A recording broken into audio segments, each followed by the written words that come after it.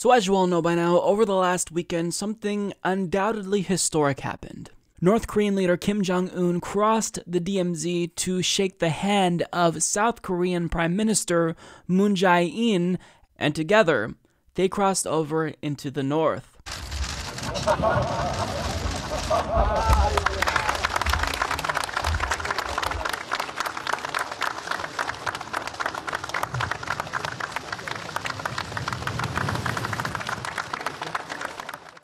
And this is all happening when, just months ago, the prospect of peace seemed like a pipe dream. It seemed impossible. And now, for the first time in a long time, perhaps ever, it really feels like peace on the Korean peninsula is a real possibility. And what's astounding about this is that Kim Jong-un is saying that he is actually willing to give up nuclear weapons, but there is a catch.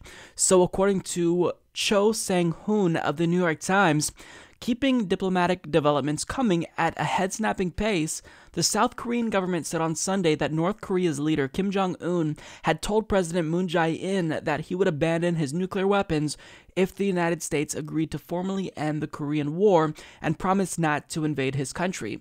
In a confidence-building gesture ahead of a proposed summit meeting with President Trump, a suddenly loquacious and conciliatory Mr. Kim also said he would invite experts and journalists from South Korea and the United States to watch the shutdown next month of his country's only known underground nuclear test site. In Washington, Trump officials spoke cautiously about the chances of reaching a deal and laid out a plan for the dismantling of the North's nuclear program, perhaps over a 2-year period.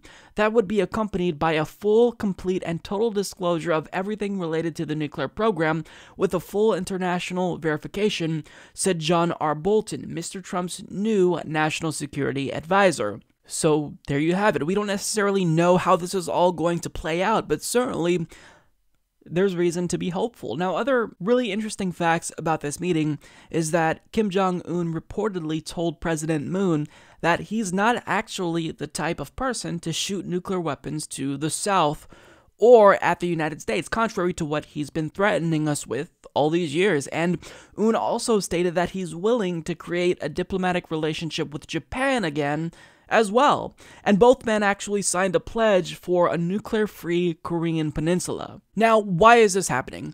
Well, there's a chance that the new round of sanctions that the United States just put on North Korea has forced Kim Jong-un to come to the table. Now, there's also a chance that Kim Jong-un returns to his same bombastic self once these sanctions are eased. There's also a chance that Donald Trump could fuck this entire thing up for us. However, I'm not 100% sure that that is the outcome, because Un's meeting with Mike Pompeo apparently went surprisingly well, and even Donald Trump has expressed optimism about the event and actually wants to meet Un at the DMZ, even though his advisors have been trying to influence him to meet at a more neutral location, like in Hong Kong, for example. So there's a lot of reasons why things could go right and we can actually secure peace. But with that being said, realistically speaking, there is a number of things that could go wrong. For example, as you all know, Donald Trump does have a lot of warmongers in his administration that don't really want things to go well. So, for example, John Bolton, his national security advisor, has expressed skepticism about peace talks, and additionally, the military-industrial complex is already seeing their profits fall as a result of the mere prospect of peace. Now, as Lucinda Shen of Fortune explains, defense contractors lost a combined $10 billion in value just on Friday after leaders of North and South Korea shook hands. $10 billion. So, obviously, peace is not in the interest of defense contractors, and we all know that the military-industrial complex will be doing everything in their power to lobby Trump and tank any type of peace agreement that they could come to. So that's all working against us. There's a lot of reasons why everything could go right, but there's also reasons why we should remain cautiously optimistic. But we also have another thing that I think is working in our favor, and that is Donald Trump's ego. He's been a great help on the border with North Korea, and a lot of good things are happening there. A lot of good things. I'm not going to give you what's going to actually happen, because we don't really know. But I'll tell you one thing, we're not playing games. And I remember, it was very rough 3-4 months ago.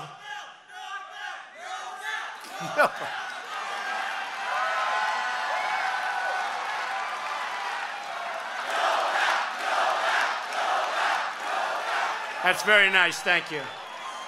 That's very nice. No bell. I just want to get the job done. So, if we would have... So we're going to have, hopefully, a very successful negotiation over the next 3 or 4 weeks. And we'll be doing the world a big favor. Let's see how it goes. I think we'll do fine. I think we're going to do just fine. One of the fake news groups this morning.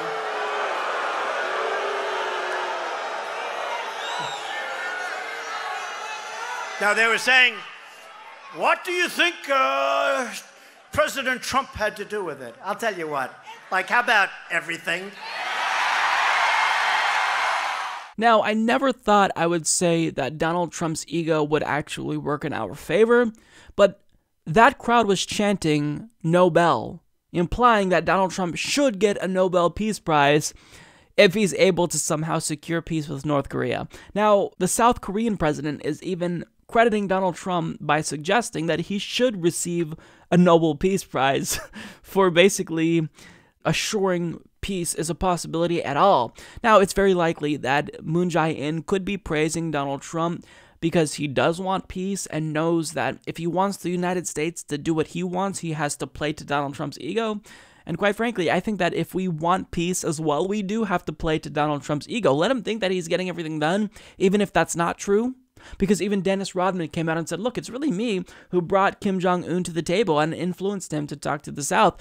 But we need to allow Donald Trump to think he's doing everything, so he is encouraged to actually get peace, so he believes he'll be rewarded for it. Look, I don't give a flying fuck if Donald Trump gets a Nobel Peace Prize. They could give him an Oscar, an Emmy, a fucking Grammy. They could literally award him with an Olympic gold medal for figure skating, and I wouldn't care.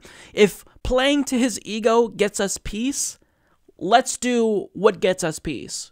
Because Donald Trump, I feel as though the chances of him fucking this up for us increase exponentially if he doesn't feel as though there's going to be any personal rewards to be reaped from this. So if he doesn't think that he's going to get credit or if his ego will be stroked, I think that he'd care less about this. But since he sees an opportunity to really boost his image among a population that hates him, really a world population at this point that hates him, then he's going to pursue this.